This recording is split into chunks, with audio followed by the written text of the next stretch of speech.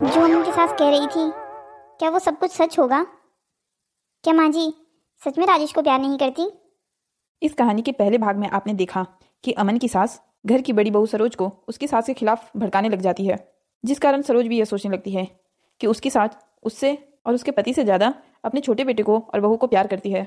मैं माँ जी का और पूरे परिवार का इतना ख्याल रखती हूँ, सुबह से शाम पूरे घर के काम करती हूँ, उनके आगे पीछे दौड़ती हूँ ताकि उनको किसी बात की कमी महसूस ना हो। पर मुझे क्या पता था माँ जी मेरे और राजेश जी के बारे में ऐसा सब कुछ सोचती है। अरे बेटा माया, तू कब आई ऑफिस से? बस माँ अभी आई हूँ, सीधा अपने कमरे में आ गई, वरना अगर बाहर बैठती तो मेरी सास कुछ ना कुछ काम बता देती मुझे। ये बहुत अच्छा किया तूने जो सीधा अपने कमरे में आ गई। तेरी सास तो ये सोचती है जैसे उसकी बड़ी बहू सरोज उसके पीछे पीछे दौड़ती है, तू भी ऐसे ही सारा काम करे और उसके पीछे पीछे नौकर बनकर घूमे। हाँ माँ बिल्कुल ठीक कह रही हो आप। पर तू चिंता मत कर बेटा, उसका इलाज तो मैंने कर दिया है तेरी सास का। क्या मतलब है माँ आपका? मैं कुछ समझी नहीं। बेटा मैंने तेरे और तेरे पति के हिस्से को इस घर से अलग करने का इंतजाम कर दिया है। मतलब माँ आप कहना क्या चाहती हैं? मेरा और मेरे पति का हिस्सा? हाँ बेटा, तेरा और तेरे पति का हिस्सा। अब तू ही देख, इतना बड़ा घर है, इतनी बड़ी कंपनी है, सारा राजेश चलाता है और पूरे घर की भागदौड़ भी उसी के हाथ में है। अगर ऐसा ही रहा तो तेरे और तेरे पति के हाथ फूटी कौड़ी भी नहीं आएगी। पर तू चिंता मत कर, मैं ऐसा बिल्कुल नहीं होने दूंगी। पर वो कैसे माँ?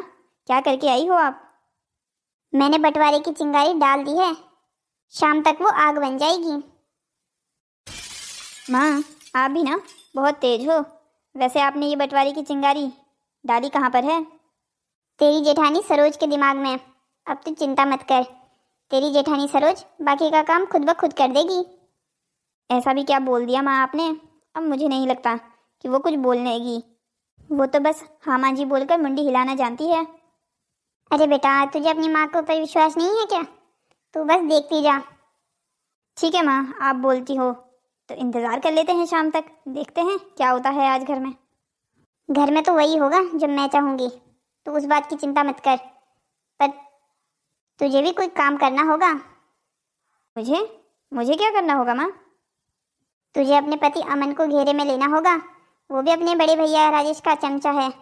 मैंने जो बंटवारे की चिंगारी लगाई है, कहीं अमन उसे पानी लेकर बुझा न दे, इस बात का ध्यान तुझे रखना होगा।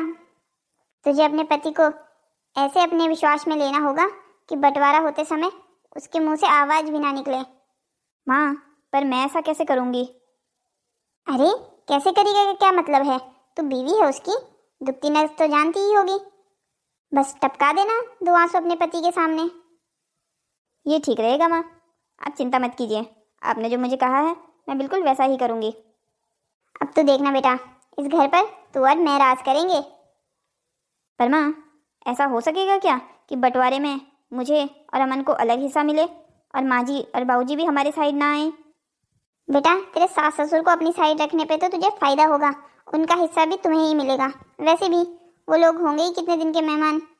तुझे तो बस सिर्फ अपने जेठ और जेठानी को अलग करना है।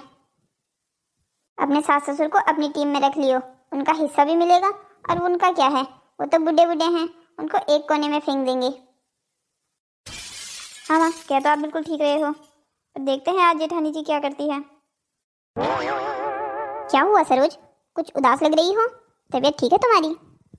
जी तबीयत तो बिल्कुल ठीक है, पर एक बात थी जो मुझे मन ही मन में बहुत परेशान कर रही है। क्या हुआ, किसी ने कुछ कहा है क्या? मुझे बताओ। हाँ आज माया की माँ कह रही थी कि माँ जी ने उनसे ये कहा है कि वो अमन को ही पूरी प्रॉपर्टी देना चाहती हैं और वो आपसे भी और मुझसे भी बिल्कुल प्यार नहीं करती, वो अमन और माया से प्यार करती हैं बस। ऐसा तुम्हें माया की माँ ने कहा? सरोज तुम भी ना एक नंबर की पागल हो, कहाँ तुम उस औरत के बातों में आ रही हो? क्या मतलब है आपका इस बात से, और आप इस बात को इतने हल्के में कैसे ले रहे हैं?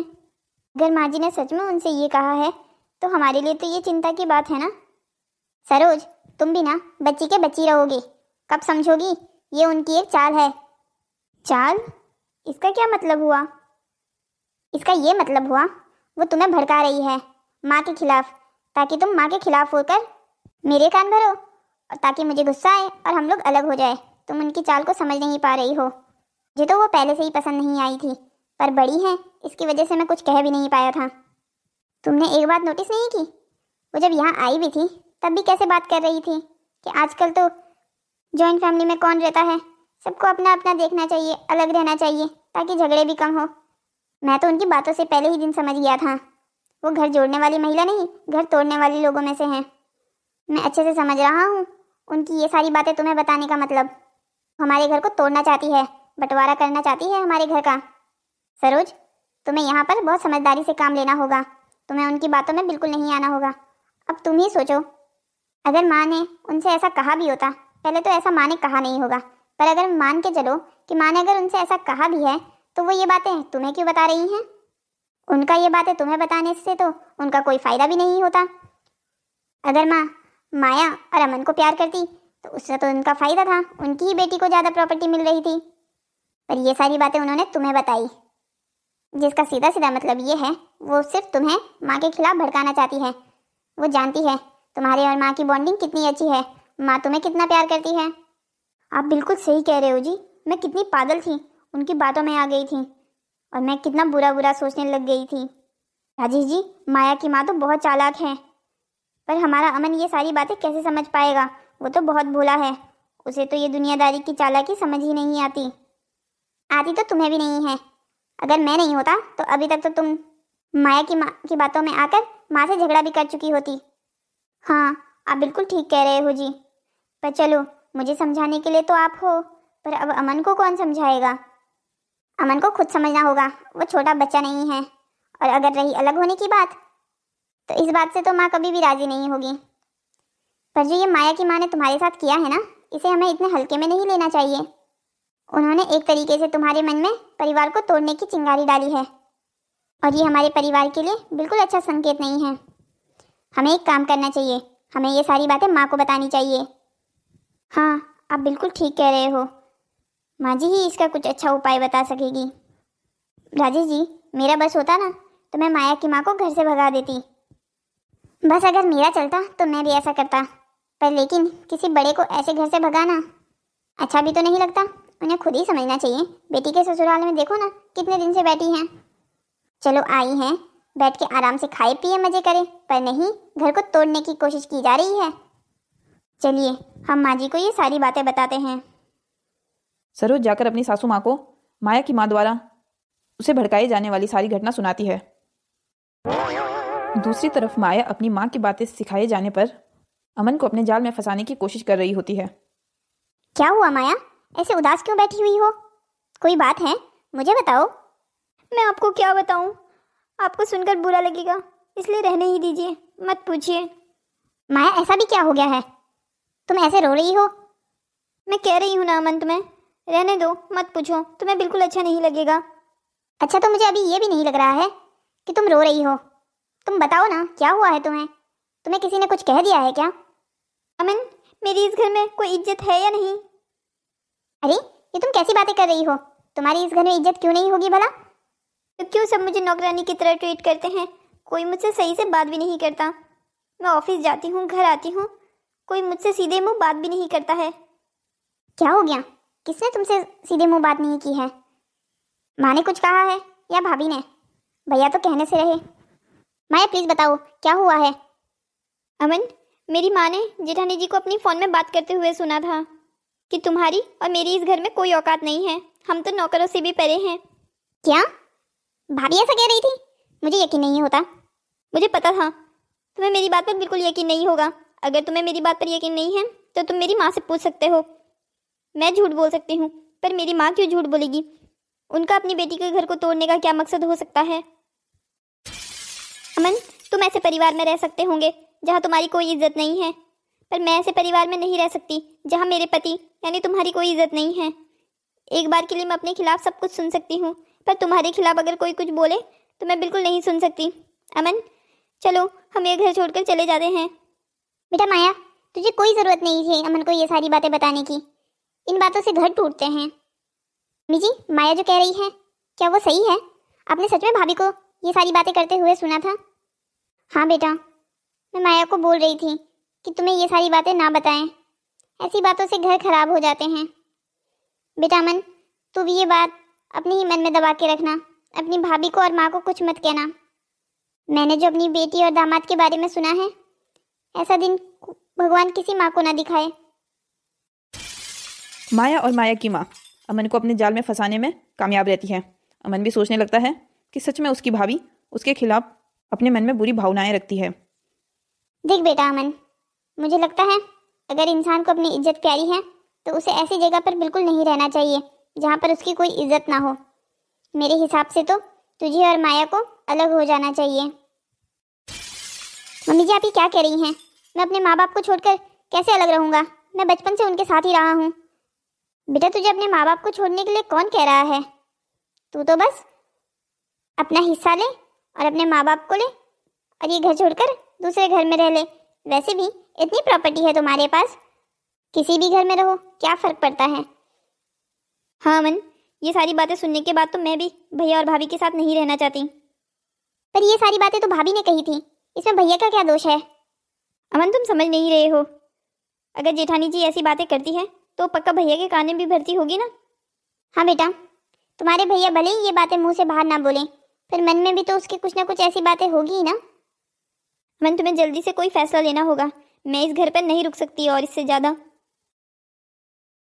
दूसरी तरफ सरोज और राजेश अपनी माँ को माया की माँ द्वारा चली जाने वाली चालों के बारे में पूरी जानकारी देता है। हे राम, मैं तो ये सोच भी नहीं सकती कि दुनिया में ऐसी भी माएँ हैं जो अपनी ही बेटी का घर बर्बाद करने में लगी हुई है। अपनी ही बेटी का घर नहीं माँ जी, अपनी ही बेटी का ससुराल। वो तो ये चाहती हैं कि अपनी बेटी और दामाद को लेकर अलग हो जाएं, हमारे अमन को हमसे दूर कर दें। उनका सिर्फ ये मकसद नहीं है कि वो अमन और माया को लेकर अलग हो जाएं, उनका ये मकसद है कि वो हमारे परिवार का बंटवारा कर दे और प्रॉपर्टी में भी आधा हिस्सा ले लें। बेटा राजेश, तुम्हें क्या लगता है हमें क्या करना चाहिए? हाँ, मैंने एक आइडिया सोचा तो है, बस आपको थोड़ी एक्टिंग करनी होगी। मैं आपको जो जो बताता हूँ आप और सरोज सिर्फ वो करते जाइए, फिर देखिए ये माया और माया की माँ का चेहरा अमन के कैसे सामने आता है। अमन अपना प्लान अपनी माँ और सरोज को बताता है। सरोज और उसकी माँ भी उसकी सारी बातों को मानकर एक्टिंग शुरू कर देते हैं। ठीक है माँ, आप लोग शुरू कीजिए, मैं यहाँ से चला जाता हूँ, मेरी एंट्री बाद में होगी। जी, आप तैयार तो है ना? हाँ बेटा, मैं तैयार हूँ। देखो जरा, बच्चों की आंखें खोलने के लिए माँ को क्या क्या करना पड़ रहा है। माँ जी, आप शुरू कीजिए। आप चिल्लाना शुरू करेंगे तभी वो लोग बाहर आएंगे। बेटा, मैं तुझसे कैसे चिल्लाऊँ? मैंने तो आज तक तुझसे ऊंची आवाज़ में भी बात नहीं की है। माँ जी, आप ये सोचकर चिल्लाइए कि हम जो ये सब कुछ कर रहे हैं वो अमन को बचाने के लिए कर रहे हैं। ठीक है बेटा। सरोज, मुझे तुमसे ये उम्मीद बिल्कुल नहीं थी कि तुम ऐसा हो सकती हो। वाह वाह माँ जी, बहुत अच्छी एक्टिंग है। अब मेरी बारी। माँ जी, उम्मीद तो मुझे भी आपसे बिल्कुल ऐसी नहीं थी कि आप ऐसा करोगे। मुझे लगता था तुम एक अच्छी बहू हो, पर तुम अच्छी बहू तो क्या, बहू बनने लायक भी नहीं हो। अरे माँ, क्या हुआ? आप और भाभी ऐसे लड़ क्यों रहे हो? अरे बेटा देख ना, तेरी भाभी क्या कह रही है। क्या हुआ माँ, क्या कह रही है भाभी? क्या हुआ माँ जी, आप और भाभी इतनी ऊंची आवाज़ में क्यों लड़ रहे हैं? देखना माया, ये तेरी भाभी क्या कह रही है। कह रही है कि ये और राजेश अब इस घर में नहीं रहेंगे। अरे बेटा सरोज, क्या हुआ? ऐसी क्या बात हो गई जो तुम ये घर छोड़कर जाना चाहती हो? यहाँ पर माया और माया की माँ अच्छाई का नाटक कर रही हैं। उन्हें अभी इस बात का बिल्कुल अंदाजा नहीं है कि सरोज और उर्मिला जो कर रहे हैं वो सारा नाटक उनकी सच्चाई को बाहर लाने के लिए हो रहा है। आंटी जी, आप बाहर वाली हैं, प्लीज आप मेरे और मेरे घर के मामले में मत बोलिए। अभी क्या कह रही हैं? मेरी माँ भी इस घर का हिस्सा है।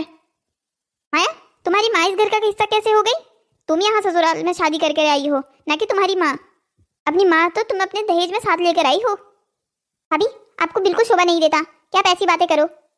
देखना बेटा, कैसी बातें करने लग गई है ये। और इसका क्या मतलब है कि इसे और राजेश को अलग रहना है? आज तक तो हम सब लोग साथ रहते थे, तब तो इसे कोई परेशानी नहीं थी। आज क्या हो गया है? लगता है मेरी लगाई हुई चिंगारी आग बन गई है। चलो अच्छा हो गया, हमारा काम आसान हो गया। जी, आपने कुछ कहा क्या? नहीं बेटा, मैंने क्या बोला है। वैसे भी मैं बाहर वाली हूँ, मेरा हक नहीं बनता है घर के मामलों में बोलने का। हाँ जी देखिए, मैं यहाँ और नहीं रह सकती। यहाँ या तो माया और अमन रहेंगे या मैं और राजेश्वरी रहेंगे? बहू तू मुझे कारण तो बता कि तू क्यों अलग रहना चाहती है। आज तक तो तुझे जॉइंट फैमिली में रहने पर कोई आपत्ति नहीं थी। ये अचानक से क्या हो गया है? जब से अमन और माया की शादी हो गई है तब से तेरे तेवर बदले बदले से लगते हैं मुझे। माँ जी, मुझे आपकी सच्चाई चल गई है उसके बाद पता। मेरी सच्चाई क्या है? सॉरी आंटी जी, अब मुझे अपनी सास को सारी बातें बतानी ही होगी जो आपने मुझसे कही थी। समधन जी ने तुझसे क्या कहा था, बता जरा मुझे।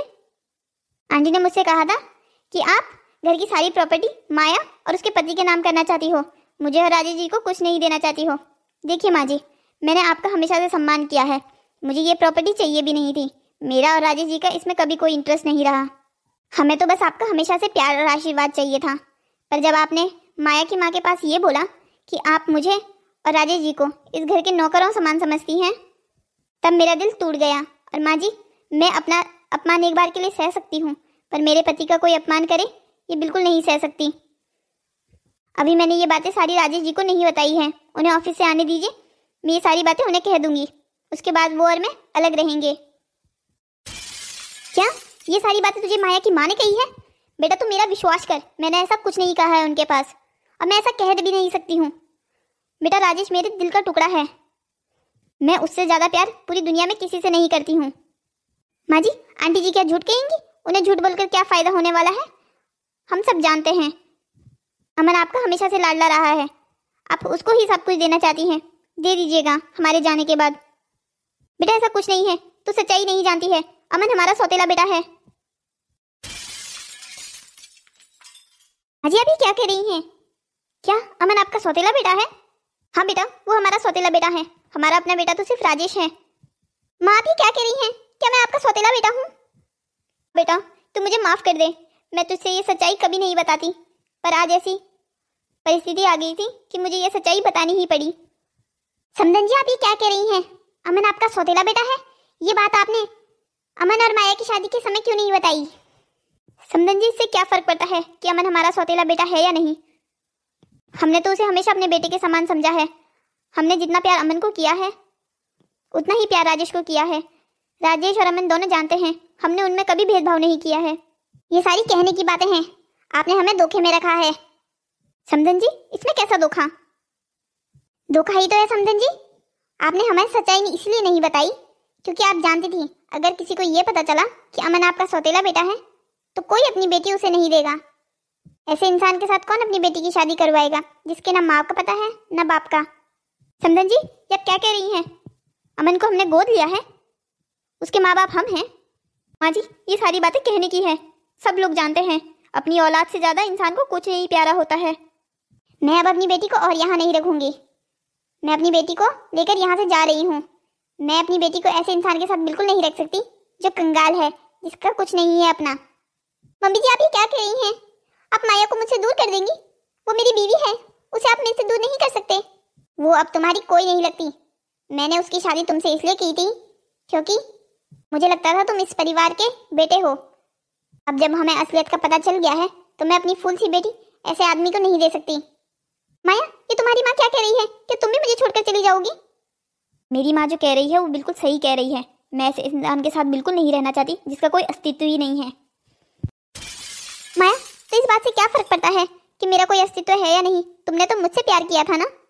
मैंने तुमसे कभी प्यार नहीं किया था, मैंने प्यार किया था तुम्हारे पैसों से, तुम्हारे परिवार की शान देखकर।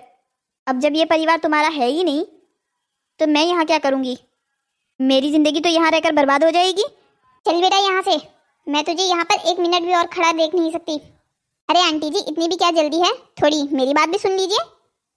तुम तो रहने ही दो, कुछ मत बोलो, कोई जरूरत नहीं है बोलने की।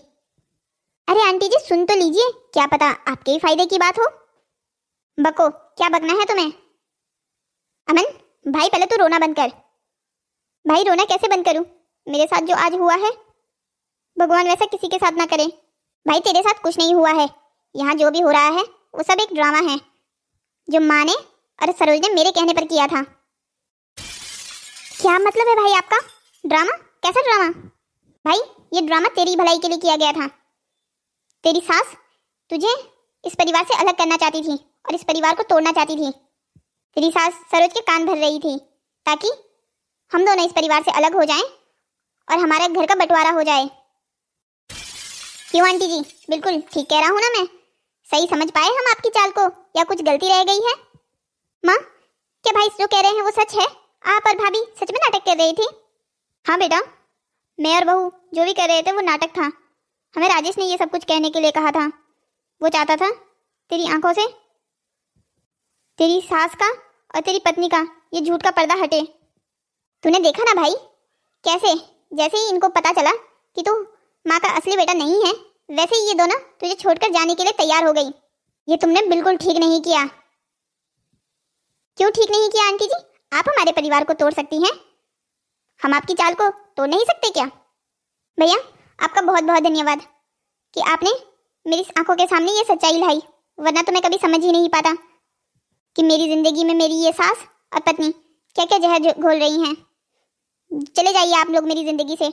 ऐसे लोगों की मेरी जिंदगी में कोई जगह नहीं है जो मुझे मेरे परिवार से दूर कर दे। अमन, तुम क्या मुझे इतनी आसानी से छोड़ दोगे? क्या कहा तुमने? मैं तुम्हें इतनी आसानी से छोड़ दूंगा? तुम तो खुद जाने के लिए तैयार थी, अब क्या हुआ? ये ढोंग कैसा? जाओ, आजाद किया मैंने तुम्हें, और वापस मुझे अपनी शक्ल मत दिखाना। चलो बेटी यहाँ से। यहाँ अब हमारा पर्दा फाश हो चुका है। चलो अब सारी बातों को भूल जाते हैं। जो कुछ हमारे जीवन में बुरा हुआ उन सब पर मिट्टी पाओ। ये तो बताइए, मेरी और माँ जी की एक्टिंग कैसी लगी आपको? अरे बहुत अच्छी। अगर अभी मेरे पास कोई अवार्ड होता तो जरूर देता। हेलो दोस्तों, तो कैसी लगी आपको हमारी ये कहानी? ऐसी ही और मज़ेदार कहानियों को देखने के लिए हमारे चैनल को शेयर कीजिए, लाइक कीजिए और हाँ, कमेंट करना मत भूलिएगा।